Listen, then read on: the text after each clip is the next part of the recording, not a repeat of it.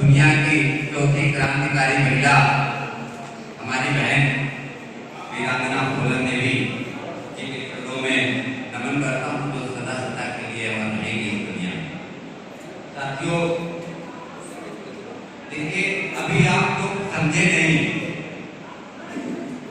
क्योंकि अभी लोकसभा का जो चुनाव हुआ था, हम इसी संदर्भ में बताना चाहते हैं, क्योंकि आदरणीय सांसद जी बैठे हैं, तीनों सदनों में रहे, लोकसभा में भी, विधानसभा में भी और राज्यसभा में। बहुत बड़ी राजनीति देखी है आपने। ये जो जयंतियों का या महापुरुषों का किसी का भी कोई कार्य किया जाता है, उस कार्यक्रम का उद्देश्य क्या है और हमको कैसे लोगों को इसमें इनवाइट करना है, ये सबका ध्यान रखना होगा, तब जाकर के आपका मिशन सफल होगा।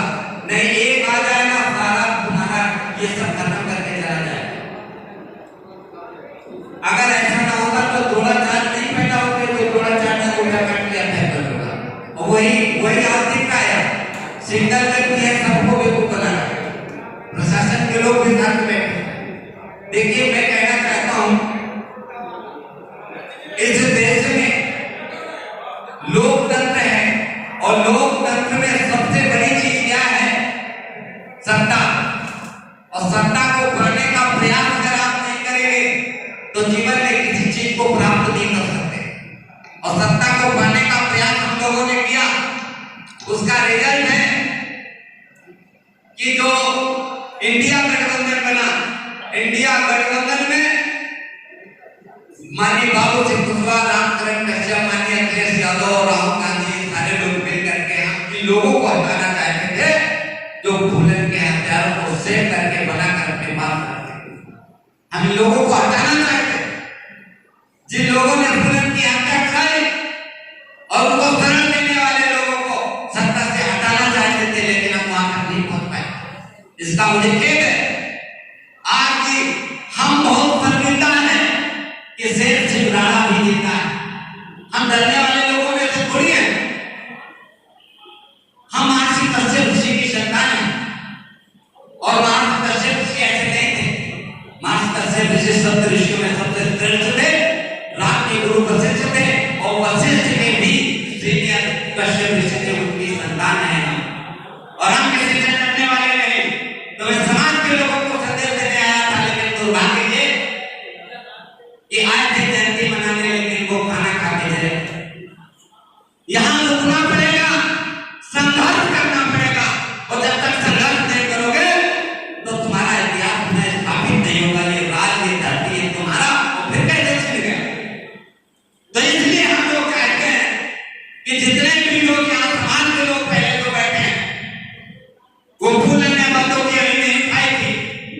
सन 1981 में 14 फरवरी वो दिन कांग्रेस की सरकार थी, देश में इंदिरा जी प्रधानमंत्री थी, और जब उन्होंने जुल्म की सीमा क्रॉस कर दी, वही प्रकाश के लोग जिन लोगों ने आज भी सताया है उनको, और लोगों ने जब सीमा क्रॉस कर दी तो बंदूक उठाई और 20 लोगों को खड़ा करके और मौत के घाट उतार दिया। पूरे देश में नहीं, दुनिया के सारे जितने देश हैं दुनिया में 195 देशों में बहन फूलन का नाम गया, जिनको आयरन लेडी नहीं, लो महिला के रूप में जाना गया। तो